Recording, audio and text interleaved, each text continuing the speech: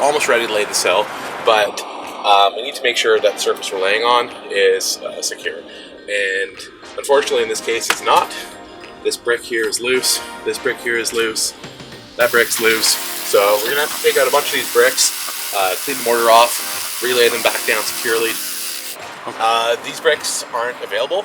Ideally I would use brand new bricks that would match exactly.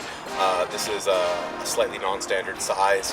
It's got a bit of a pattern, a bit of a color. I know for sure that I cannot find a good match to this brick, so I'm going to very carefully take out these bricks and relay them back in.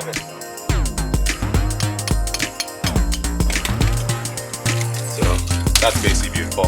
I barely have to clean that one before I put it in.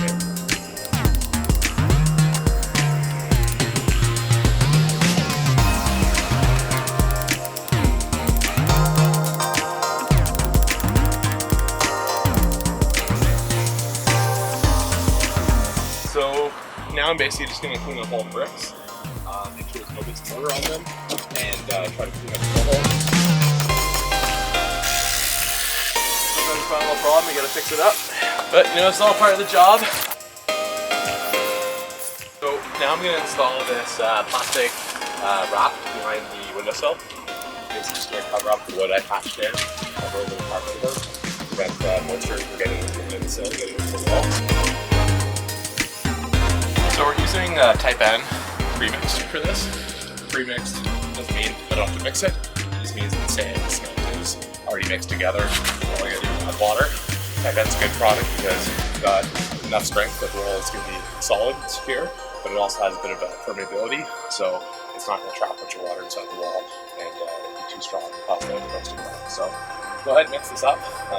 Probably throw my respirator on just to breathe in a bunch of dust fumes. Some people may think this is overkill, but to be honest, once you breathe in, cement dust about 1,000 times in your life, you get a little bit smarter.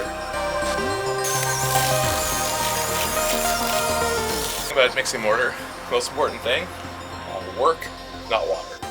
Okay, so a lot of people, they mix the mortar way too wet, put way too much water in. The more water you put in, the weaker your mix is going to be, because when that water evaporates, all that volume is going to be lost. You're going to have a basically Swiss cheese kind of mix.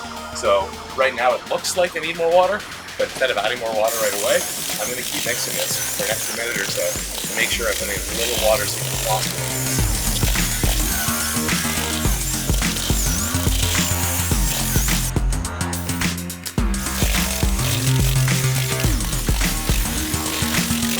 It's always a good idea before you lay a collection of brick to dry bond it all out first.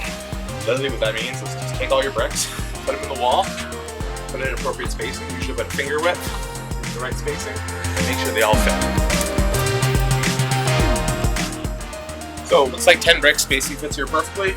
I can visually see my joints are going to be about 3/8, half an inch at the most, but that spacing looks good. I think we're ready to lay this.